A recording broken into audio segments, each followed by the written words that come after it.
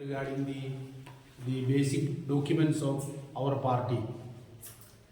Basic documents means our program and constitution, then the path of revolution, then our political resolution adopted at the 12th Party Congress. These are the basic documents.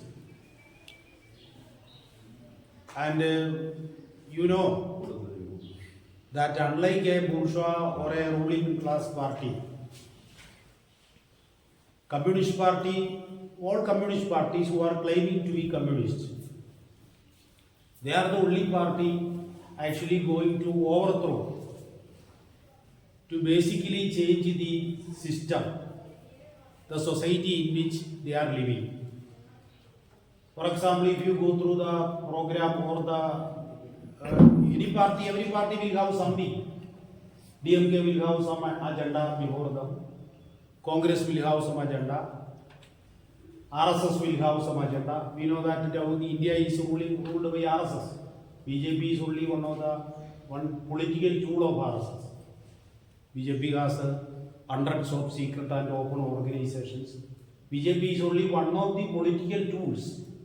RSS is the organization that is controlling Indian everything, Indian civil, military, judiciary, micro, macro spaces, state power, street power, everything is controlled by RSS. So RSS has an agenda, creating a Hindu Rashtra. Similarly, every party, but these parties have no such agenda as to change the relations of the society, the whole relations. That means the basic relation comes from material base. Who owns the property? Everything is connected with that. After all, everything is connected with our life. The fundamental thing for life is that, for maintaining life is that you need food, you need air, you need water. So these are the fundamental things of life. Without that you cannot live, you cannot imagine, you cannot dream. So those fundamental things of our life are controlled by, not by people. These are controlled by a few corporates, a few billionaires of our country or the world. You know everything. I did not go into those details. Vast majority of the people, vast majority of the working people, who are categorized into several subgroups, of which our party program explains in detail. Some are untouchables. Even though human beings, they are not considered human beings by RSS and other people, or by the Brahminical forces. They won't consider majority of the people as humans also. And according to the ideology of the RSS Manusmriti, women are also not considered humans. Women are also not like untouchable Dalits. Even women are also not humans according to the ideology of Manusmriti. So these are the system. So, but our Communist Party, when we say Communist Party, it is a revolutionary party. Many parties are claiming to be communist, but they need not be communist, only in name. But a real communist party, which is a revolutionary communist party, its agenda will be a basic change in society in favor of the working and oppressed peoples. This will be the essence of being a communist party. So therefore, when we speak about the program of the party, or when we speak about the document of a party, the basic documents, the details of that, whatever documents connected with that party, all these will be in one way or other for changing the society. Revolutionary transformation of the society. That is the essence. Okay. Our program, our party documents, how we are coming to an understanding of this, our life, our party program. I will not go into the details. The details will be taken up by comrades. You know that in India, the Communist Party actually started its work. In India, Communists actually first formed the party in Tashkent, not in India, under British colonialism. In 1920, a Communist Party was formed. But it actually, for a long time, it could not have much influence. It could not have much work in India. Then only in India, it actually in that way started work only after half a decade, by the mid-1920s. And for a long time, it was underground. Because it cannot work properly, because it was against British colonialism, and it is for a revolutionary change of society. So therefore, the ruling class, the regime which is there, it will not allow to work that party in an open way. So many problems were. Therefore, what happened was that in the course of that, these Communist Party actually tried to put forward certain plans. Earlier there were some plans where in 1930, it was for the first time, it was in 1930 that the Indian Communist Party of India, not Indian Communist Party of India. Of course, there were communist parties in the world before that. Many communist parties were there. You know that Marxism came in, the idea of communism came in 1948 in Communist Manifesto. So then so many histories are there. I am not going into those details.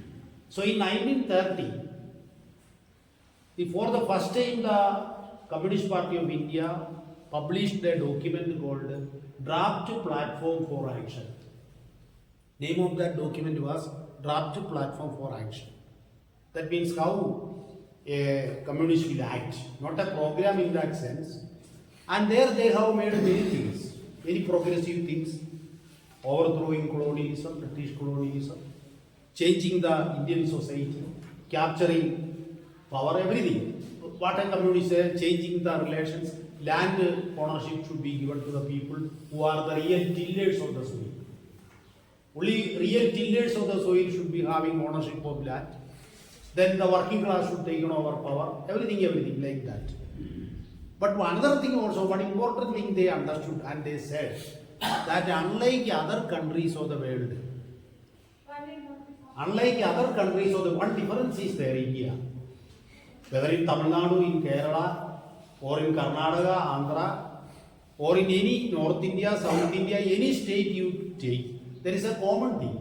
Language will be different, nationality will be different, culture will be different, ethnicity will be different, but one thing will be common. Everywhere caste is there. So India is a country where the unique feature of India is a caste system. Caste system means nowhere you will see such a social system in the world. It is a most inhuman social institution, caste system. And the Indian Communist Party of India in 1930 took a position that without the abolition of caste system, there will not be any liberation for Indian people. That was the position. And based on that position, that is caste in India democratic revolution. When I say democratic revolution, I will come to that later. In the democratic revolution, because in a country like India, we are not going for socialist revolution now. Because there are certain preconditions for socialism. For socialist revolution, some preconditions are needed. That preconditions are not here. Therefore, in the democratic revolution, caste abolition, caste annihilation is the most important thing. Without caste abolition, without annihilation of caste, there cannot be a democracy, even though we are overthrowing Britishers. During that time, anti-imperialist struggle, anti-colonial struggle was the major struggle of the Indian people. Indian people were fighting against colonialism. So in that struggle, while all other parties, all other movements were fighting against engaging in anti-British struggle, Communist Party was also against the British colonialism. But along with that, it is said that defeating or eliminating, abolishing caste system is also one of the important tasks of the Indian communist movement. So that task is also part of the communist task. And it was based on that task throughout the 1930s, the communists and Dr. Ambedkar. Ambedkar was there during the 30s, coming to the political arena with his agenda of caste annihilation. So both communists and Ambedkar both worked together up to the end of the 30s. This was the first information that you should know, and that is mentioned in our program in a brief manner.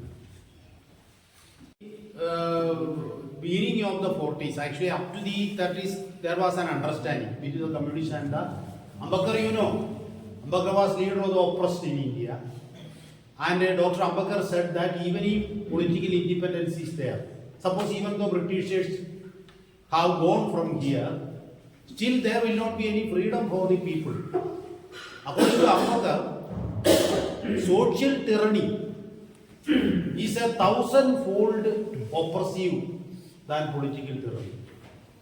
So political tyranny compared with the political, Ambedkar is not belittling political tyranny. That means political enslavement, colonialism. But Ambedkar said that the social tyranny, social enslavement, social oppression, that is more powerful than political oppression. That was Ambedkar's understanding. And we know that even after power transfer, 1947, even after that, still we are experiencing that today caste system is still continuing. Oppression, caste oppression is still continuing. Brahminical domination is still continuing. What Ambedkar said is correct.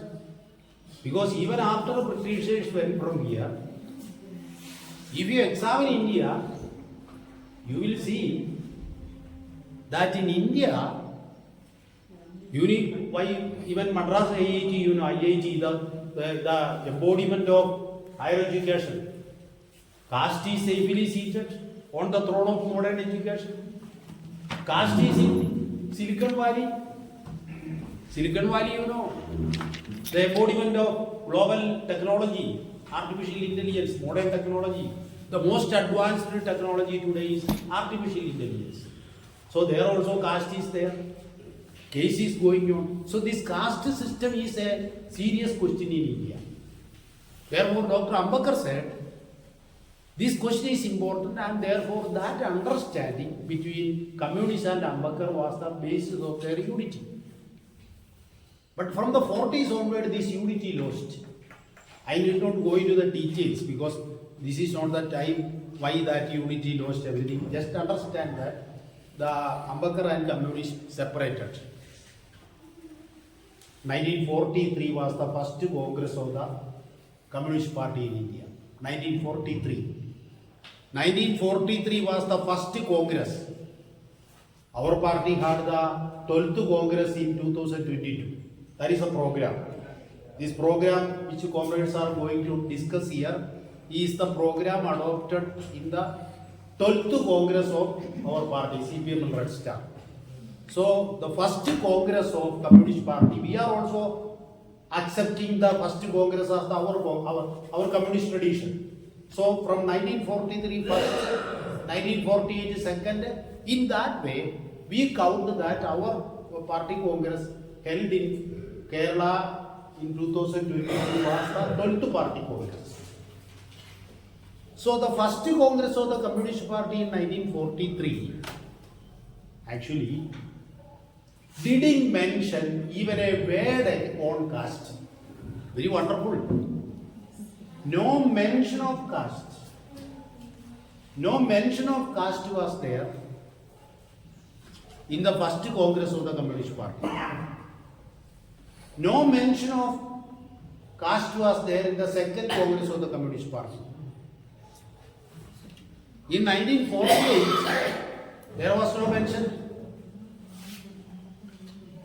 So 1943 mention, 1948 no mention. So So in all congresses of the Communist Party, this caste question was not seriously mentioned. So that is a very important thing. A separation was there. So this is a question that our party, that is one of the point I am going to make. Our party program, a striking difference of CPIML, some comrades have said that they have come from liberation, they have come from many other parties, but you see, one of the striking difference in the Communist Party of our party, CPIML Red Star, is this question. That we are saying caste and class in India are inseparable. That is a striking difference in our party program. You take the program of Maoist. Maoists are saying that they are immediately going to overthrow the state through armed revolution. They claim, Maoists are claiming that they are going through overthrow. They still do, even though they are not advancing. They claim that they are overthrowing the state through armed revolution. In their program, they are saying that caste is part of the Indian feudalism. Caste is part of Indian feudalism. That is there, you can go through Maoist party program. They link caste with Indian feudalism. But our party is not linking caste with Indian feudalism only. It can cut across any social system. Communist Party of India, Marxist-Leninist, our party is of the opinion that caste is capable to cut across any social system. Not only feudalism, capitalism, any social system is capable to be amenable by caste or with caste. That is why I said Silicon Valley there is no social feudalism. Silicon Valley is the advancement of capitalism. There also caste is there. For example, from Tamil Nadu, Brahmins who are migrating to Silicon Valley, many of the IT professionals in Silicon Valley are Brahmins from Tamil Nadu. Their case is going on against caste. Pennsylvania University, a case is going on. Seattle, a city council in America, has already passed a resolution against untouchability. American City Council has passed a resolution against untouchability exported from India.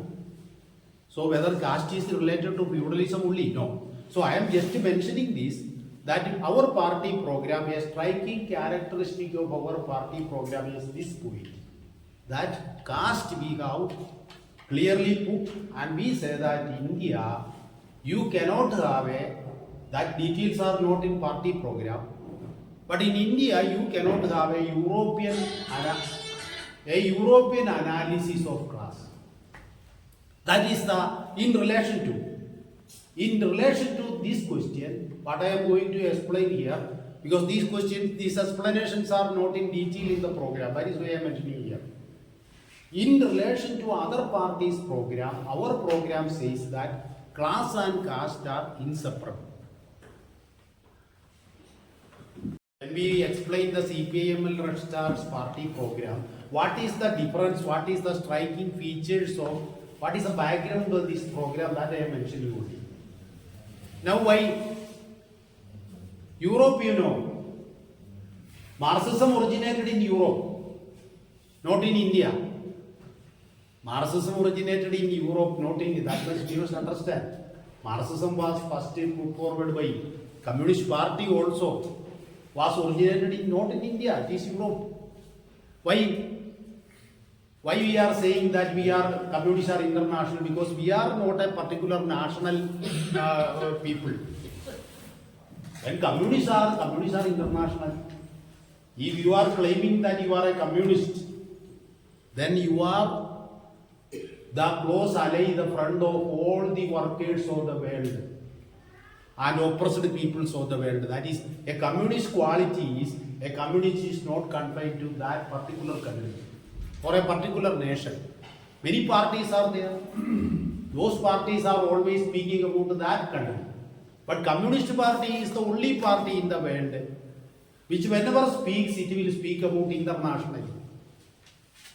When we say anything, We will always take it in the broader international perspective because we are saying that we are internationalists. Whenever we say something, we will think about what will be the impact of our statement, our program, our work at the international level. So international and national are always related for the communists. We are not disrespecting national interest. We are not disrespecting our local interest. That we should uphold, no doubt. But we should always respect and we should have a brotherly approach, sisterly approach to international issues also. That is communism. So communism originated in Europe. Marx was not an Indian, you know. If you use nationality, Marx was a Jewish, but he was a Jew, but he worked in England. He was born in Germany, lived in England. So there he made a class analysis. That is the point I am going to say. There he made a class and this is how the society is composed of class, how these classes can be analyzed, what are the contradictions in the class, and which contradiction is the principal contradiction, how this can be removed, and how society can be freed from oppression, exploitation, etc. This is what Marx understood.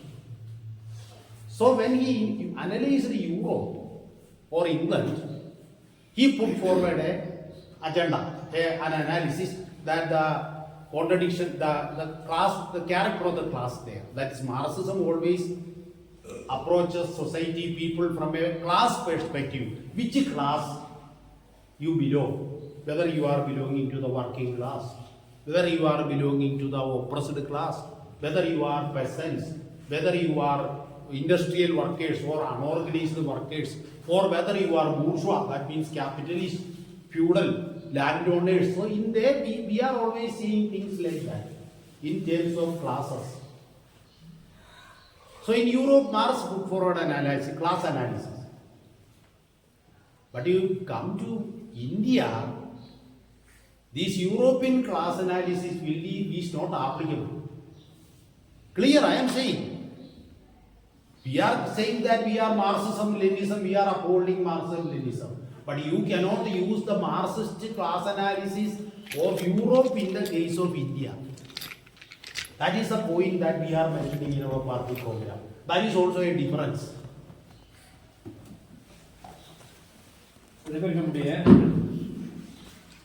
Today what the world is facing, a very serious question. Not only India, the whole world is facing a very serious question. What is it? Environmental crisis. You know that Kerala, Wayanad, I am also coming from there. More than 300 people, 360 people have already died, but even though estimate is not like that.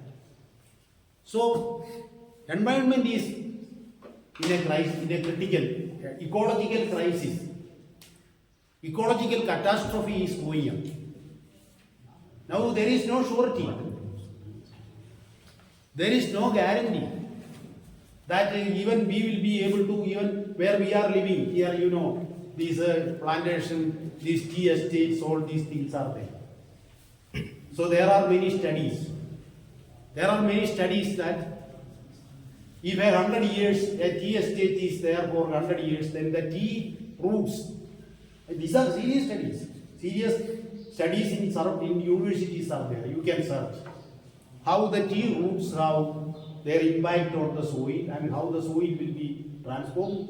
And when constant rains are there, how the landslides are possible, many things are there. So today the environmental question is also a very serious question. And who are responsible? Common people. Which is the root cause of environmental destruction today? Ecological catastrophe today. It is capital. These corporates, billionaires, not common people. They are suppose in these vulnerable, ecologically fragile, ecologically sensitive areas are there in parts of the world where you see very slope areas are there.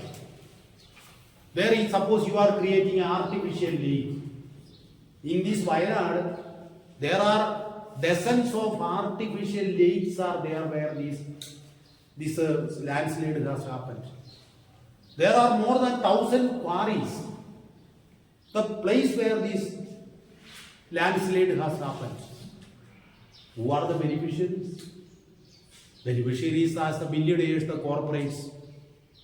So they are plundering nature. Corporate plunder of nature is our understanding is that corporate plunder of nature is the basis of environmental destruction. This is our party's position. I am not going into details. Wherever environmental destruction is there, there will be corporate capital behind.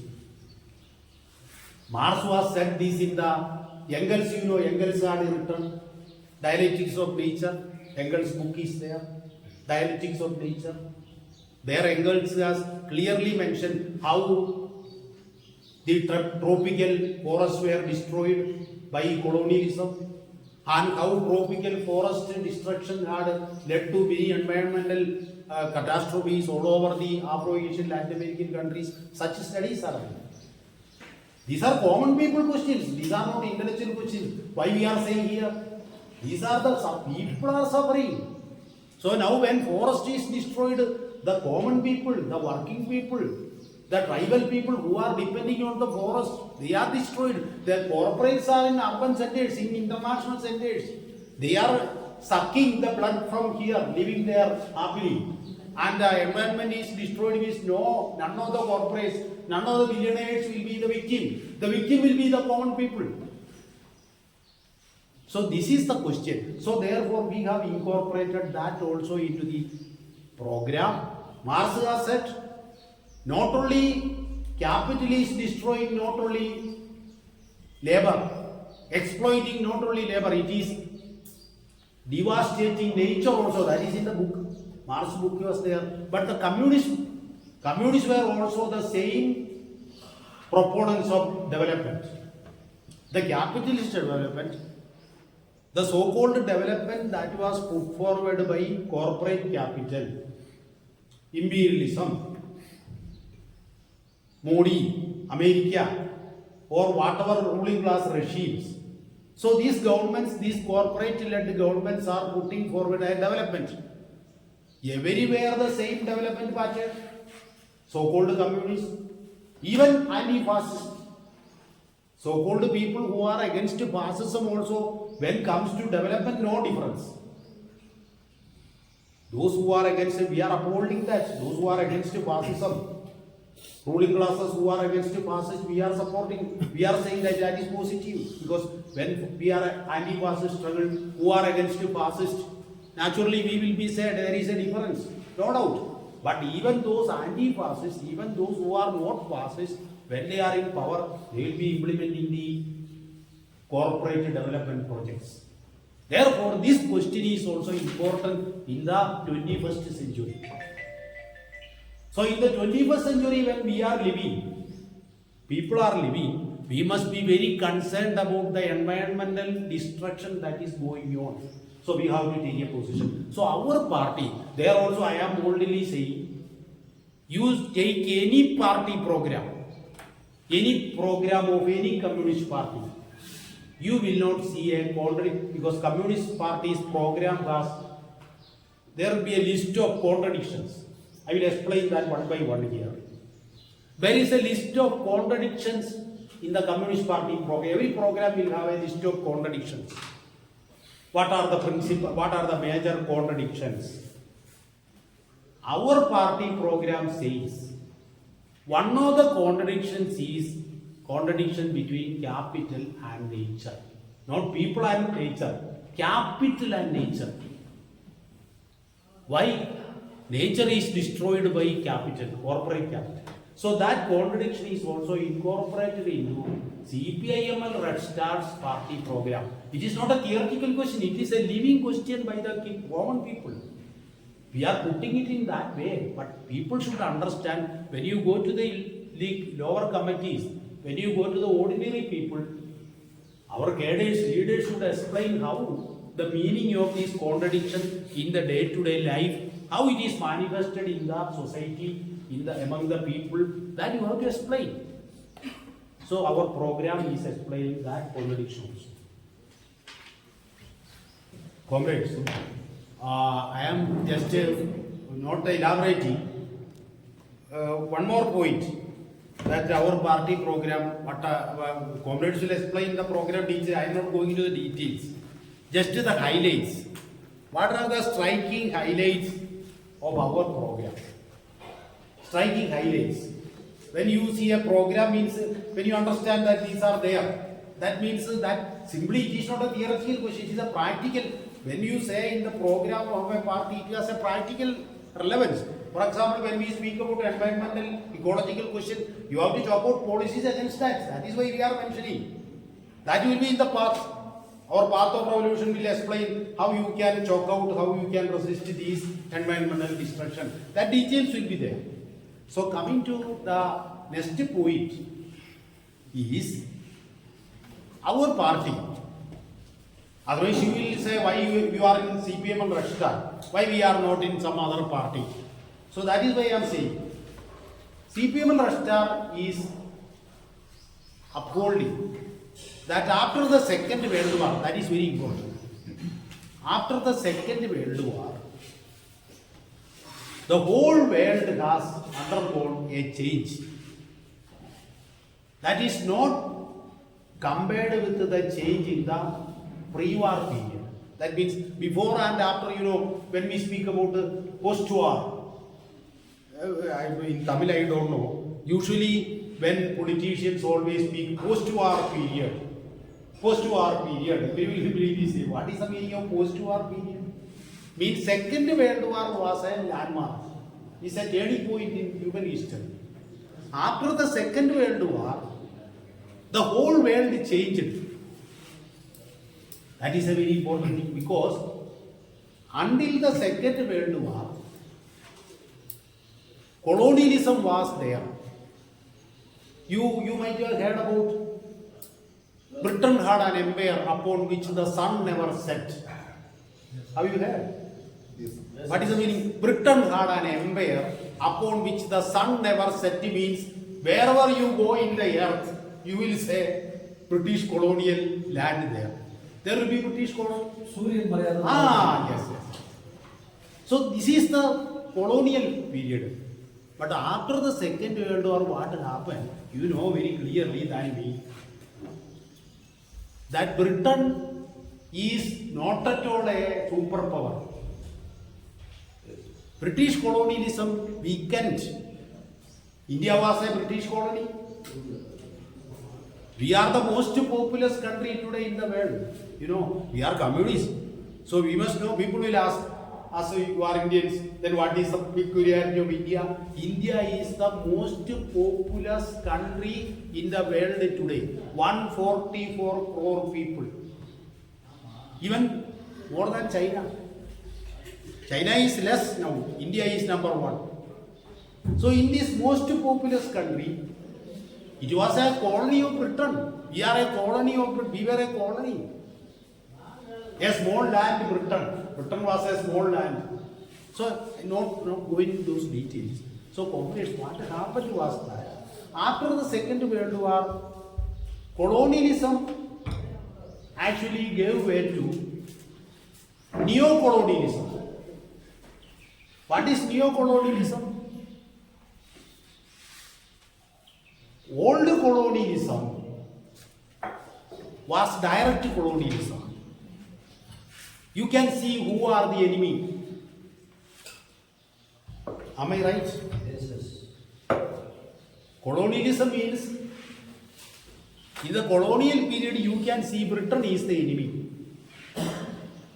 Or French colonies were there. So they can say that their enemy was France. So our people, our Indian people, Indian independence struggle, for almost 100 years, India had a anti-British, anti-colonial struggle. Starting from the 1857, we had a independence struggle. So colonialism gave way to neo-colonialism.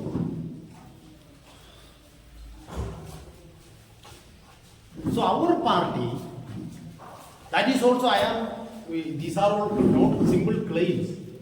Our party was the first party put forward a position on this. CPIM Rashtar is the first party that made a serious study and analysis of neocolonialism. That is the importance of our party program. Because after the Second World War, colonialism gave way to neocolonialism, means enemy is not visible directly. Who are ruling our country? Whether you can say that now Britain is not there. Can you say America? No. Openly you cannot say. But actually, American control is there. That is not direct. For example, now we know that Tamil Nadu, DMK government has many projects. Many are World Bank funded projects. You can examine. Many research scholars are here. Research scholars, you can let's check up how many World Bank, how many Asian Development Bank funded projects are there. How many multinational companies are there? All these are real facts. Who are controlling policy making? Comrades, even though you don't know that much details, you know in our budget, you have had a budget. Every government has a budget. Tamil Nadu government has a budget. Modi, central budget, state budget. Central budget and state budget are there. Because we are citizens of this country. You are all citizens. You must know about. So you say that budget is not my point. I am not concerned about budget. It is somebody else's problem. No, you are the victim.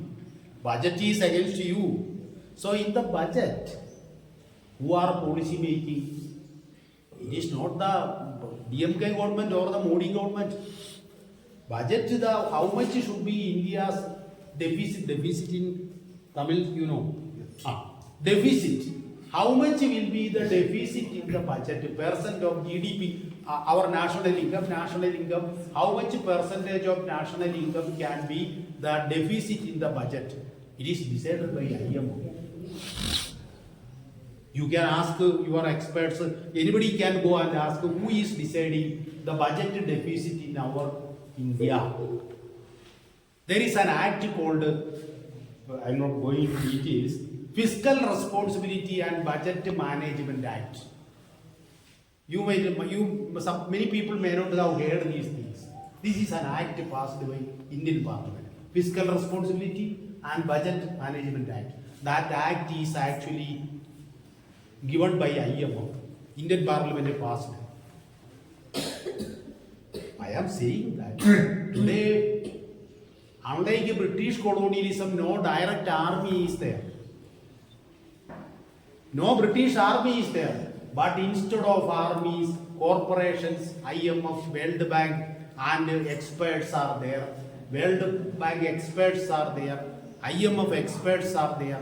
They are deciding the policies. So this is called neocolonialism. This is not simple.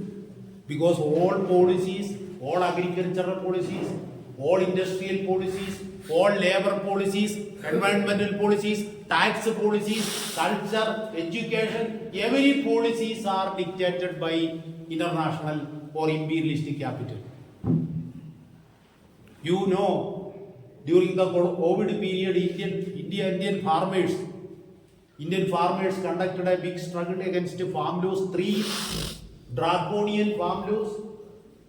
Indian farmers had a struggle. From Tamil Nadu also farmers came there in support of when we were in that struggle in the border of Delhi, we were also there at that time. I have seen many Tamil Nadu farmer leaders came there in support of that. They may belong to many parties, but they came for support of this struggle from Tamil Nadu. Yes. Many people came there in support of the farm struggle. Who suggested the farm laws? WTO. World Trade Organization proposed that within October 1st, 2020, the farm laws should be passed by Modi government. because that was the COVID period, you know. COVID period, there was a lockdown. Even flights were cancelled. No flights were. Total breakdown, total. In India was a country where lockdown was the most stringent. Oxford University study was there. Which country was the, in terms of stringency index is there. Which country was the most stringent lockdown? India. Parliament was not meeting, cancelled. But for these laws, for passing these 3 draconian laws in September last week, you can inquire, September last week of 2020, 3 farm laws were passed by Modi. Because October 1st is the last date WTO gave the ultimatum. WTO's agricultural provision is there. So according to that, India should have passed these farm laws. So Modi called the parliament, passed at that time. This Ramnath Kovind was the president, Ramnath Kovind. So he sent this parliament simply, no discussion, nothing. Parliament passed, sent it to Indian president, signed, sent to WTO. So farmers waged a 1 year struggle against that. This is neo-colonialism. I am just saying, this is neo-colonialism. So our every law, every policy in our country implemented by central and state governments are in the interest of international capital. And Adani Ambani, because they are junior partners of international capital, because their technology comes from Silicon Valley. Adani Gas, Adani Geo, Ambani Geo, you know. Geo, Reliance Geo. But the software comes from Silicon Valley, hardware comes from China.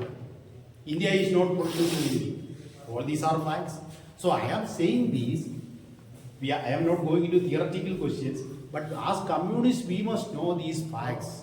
Our country's policies are not framed by, even though we are electing, policy decisions are made by somebody else. Who are making policy decisions in corporate boardrooms? That is what we call crony capitalism. Decisions are made in corporate boardrooms, not in parliament. Parliament is a spectator.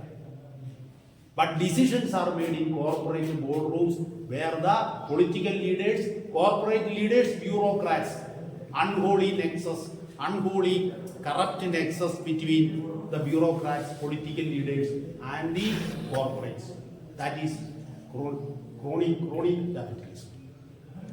This is policy decision. This is not a mere academic thing. This is a real life. So therefore, comrades, on this neo-colonialism, I am finishing with this. This is the most important point in our party program, that India is a neo-colonially dependent or a neo-colonial country. No other party's program is saying that. You take a Maoist program. They are saying semi-feudal, semi-colonial. Please. Yes. Once. For which our comrades are already translated, they will explain all these things to you. The framework only I am saying. Comrades, our program made a difference with the other communist parties. You know, Indian Communist Party, I mentioned about the 1943 Congress earlier, 1948 Congress, continued. But the first in India, a program for a communist party came only in 1951. Indian Communist Party had no program. Program came in only 1951. Because Indian communists went to Soviet Union, and with the help of Stalin, they discussed and certain suggestions came here and they adopted a program. And we know you also heard about the first split came in 1964. Why? CPI, within the Communist Party, ideological, political differences came. When Soviet Union, Khrushchev came, you know all these things, many comrades know. When Khrushchev came, he abandoned all revolutionary positions. And as a result, within the Indian communist movement also ideological struggle developed. The sections who opposed the rightist position and the sections that is Khrushchevian position upheld by a section who opposed it, 1964 a split took place. Again in 1964 also, after some time the CPM which came out of CPM also followed the same line. Then you might have heard about the Naxalbari struggle in 1967, in which the government, Bengal, CPM was the one of the constituent of the government. Jyoti Basu was the at that time. Jyoti Basu was also the, I think, the home minister at that time. Deputy chief, sorry, not home minister, deputy chief minister, Jyoti Basu. And Jyoti Basu was the deputy chief minister in 1967. And even though CPM came out of CPI, but the CPM also abandoned the revolutionary positions. What is one of our positions? Land to the tiller. Land to the tiller, not to the corporate. Land should always be under the control of the real tillers of the soil. So with that slogan in 1967, the peasants, the people of Bengal captured, they went for capturing that. The government of West Bengal fired at them, including women, 10 women and one child, including that, they were murdered by police. Not only CPM, SUC was also part of the government. SUCI, CPM were part of the government in 1967. So when the CPI revolutionaries in CPM, they fought and they were murdered. So these revolutionaries formed in 1969 CPI-ML. That revolutionaries again formed a congress that is called 8th Congress in 1970. I am coming to our program, that is why I am saying this background. In 1970, the communist revolutionaries in India called a party congress. CPI-ML was formed in 1969, and that CPI-ML conducted a party congress in 1970, which we called 8th Congress of Communist Party in 1970. That congress was a blow to revisionist path of CPI-CPM. Revisionism means right deviation, rightist path. So that congress but took certain positions which was very sectarian. Sectarian means opposite of right to opportunism, adventurism. They said that is why what the point I am going to say, in that program certain mistakes were there, serious mistakes. One mistake was that it compared India with China. What was China's social situation? Chinese path, our path. That was a lie. And the communist revolution, they were for revolution, but the analysis, when the fight against revisionism, CPM went to the other extreme. Other extreme means compared India with China.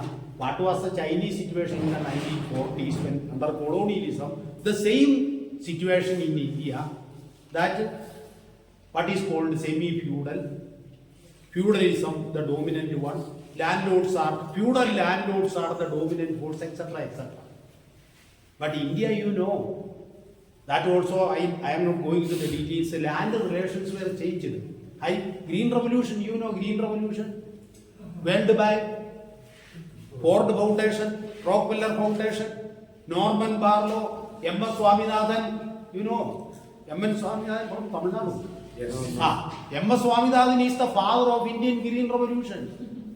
Am I right? Father of Indian Green Revolution, M.S. Swaminathan.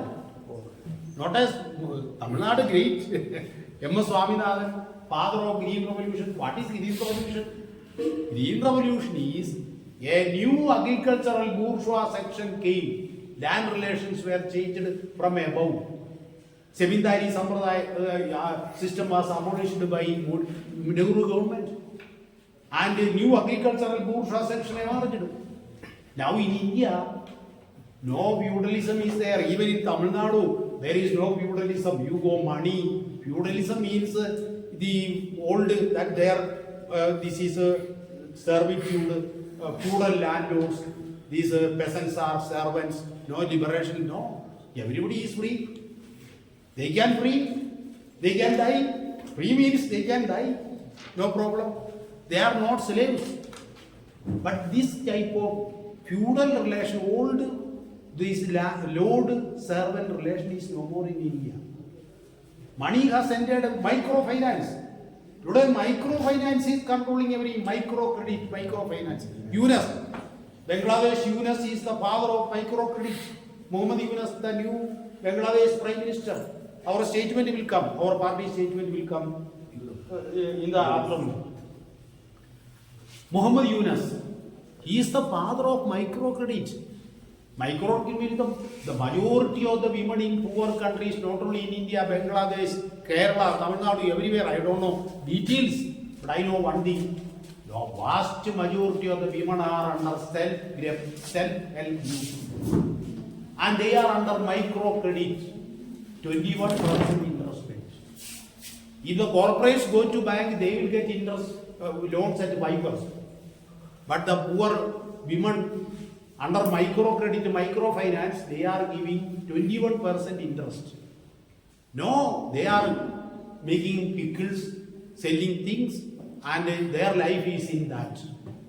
Completely depoliticized, completely under market, completely under finance, corporate capital. So details are there. I am not going into details. The point is that all these transformations are to be understood by a communist in the proper way. There should not be a dogmatic that the earlier plan, earlier feudalism still continuing. You can liberate rural areas through gun, through weapons. Then you can surround the urban areas, capture power.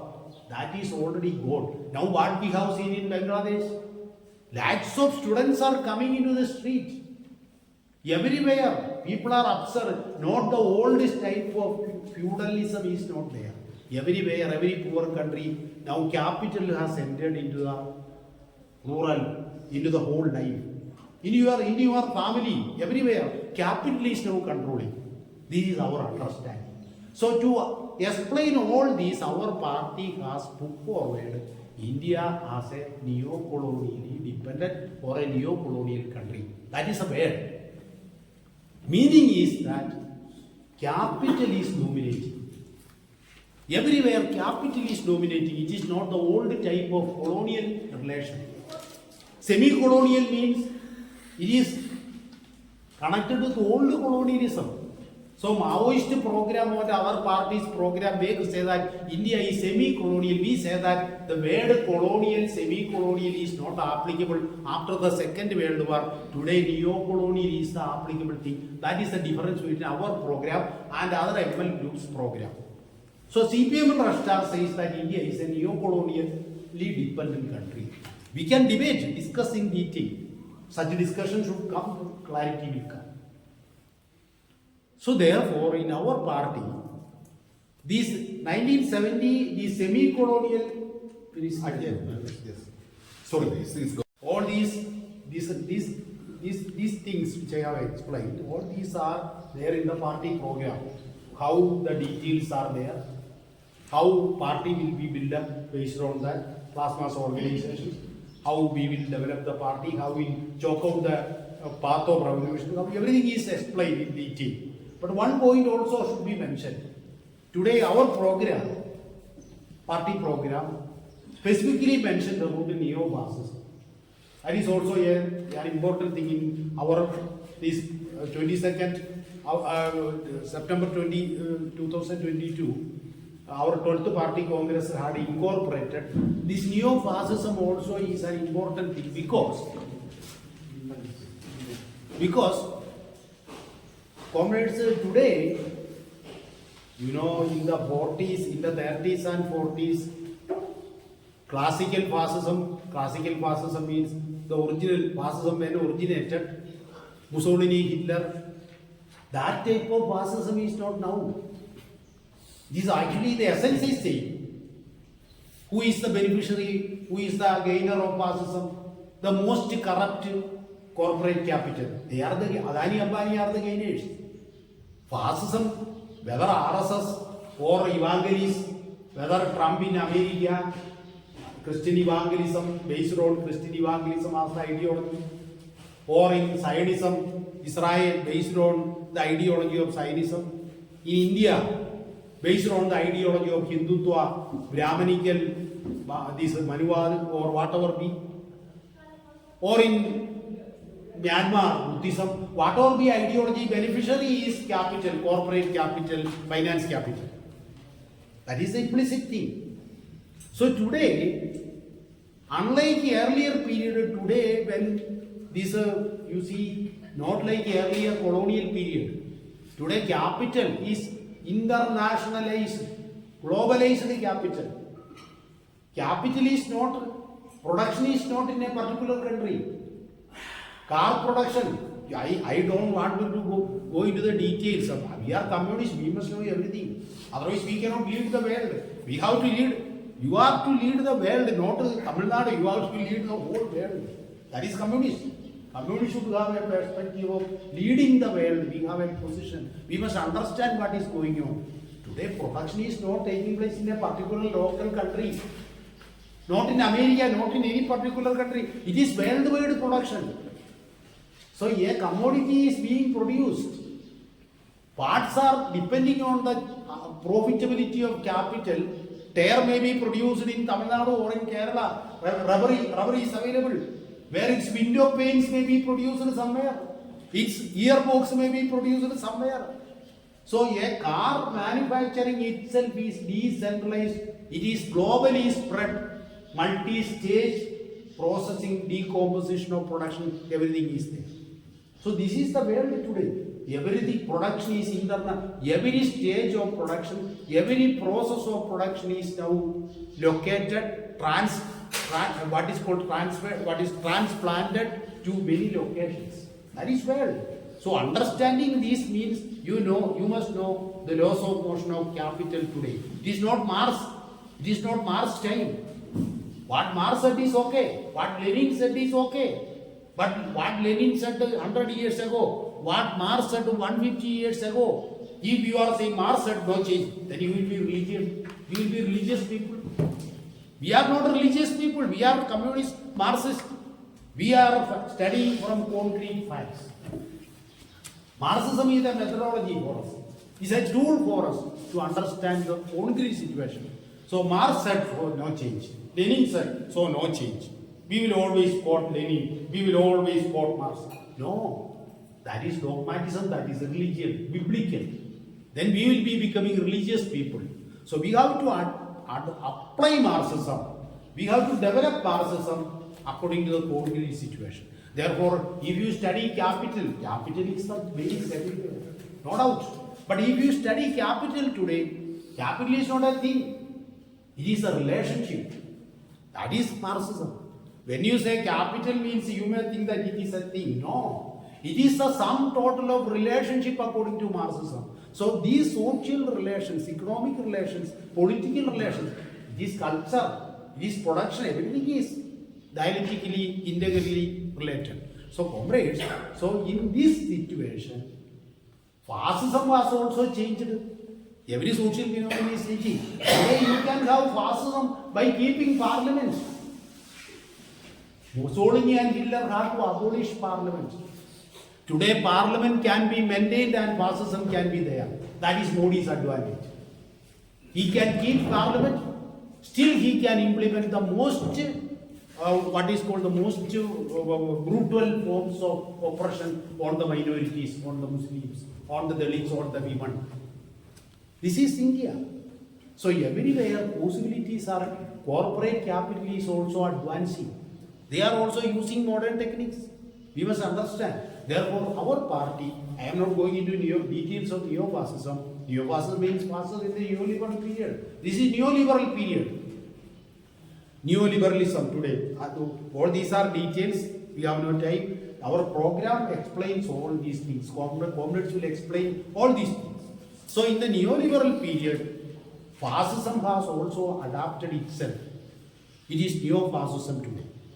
So today, in our program, we are saying that struggle of the people is the anti-imperialist. That means imperialism is in new way, anti-fascist. Because this is not a simple, you cannot even you defeat Modi, suppose. You, now practically Modi is defeated.